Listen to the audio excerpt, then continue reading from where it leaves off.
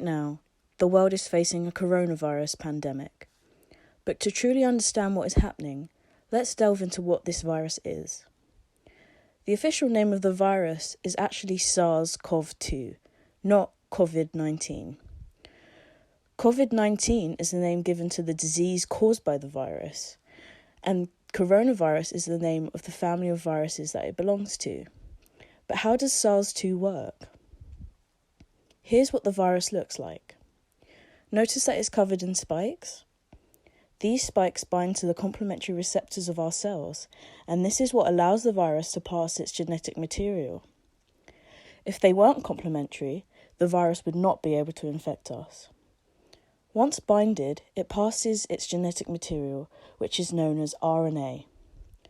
RNA is the molecule involved in the synthesis of proteins, the main component of cells. Once the virus hijacks the cell nucleus, it begins to create many replicas of itself until the cell bursts and the virus continues to spread in our body. SARS-2 targets the cells within our lungs. This cycle continues and causes you to feel really unwell. The main symptoms of COVID-19 are fever, sore throat, dry coughing, and aches. Left untreated, it can develop into fatal illnesses such as pneumonia. However, it is important to bear in mind that the media can share not totally accurate information. Here are some common myths about the virus. Number 1. As of the 7th of March, there are over 100,000 known cases with 3,500 deaths. This, at face value, sounds awful, but this number includes both open and closed cases. As of the closed cases, 94% of individuals have recovered. This is a brilliant statistic. The virus has been known to target more men than women and has a 14% fatality rate within the elderly. This, on the flip side, means that 86% of elderly individuals who caught the virus are now living in remission. Number 2.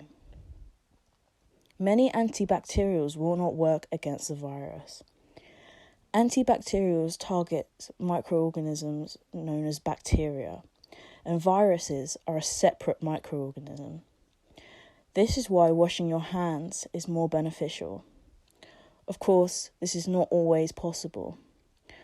So antibacterials with 70% or more alcohol-based content will target more of the virus than others, so check what you're using. Number 3. Masks do not provide a surface barrier to the virus. The only benefit they provide is a potential prevention to the urge of wanting to touch your face.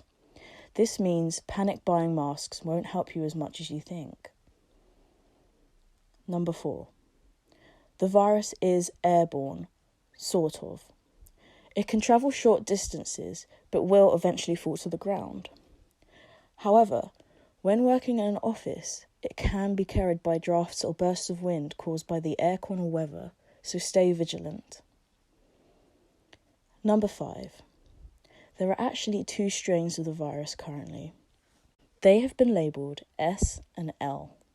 The L type is more virulent and transmissible. This was caused by a mutation in the DNA of the genes responsible for the virus's ability to spread. Fortunately, according to current data, the S type is what's spreading around the world. Containment efforts by the Chinese doctors help prevent the L type from leaving Wuhan. But what can you do to prevent infection as best as you can? Number 1. Wash your hands with soap and water.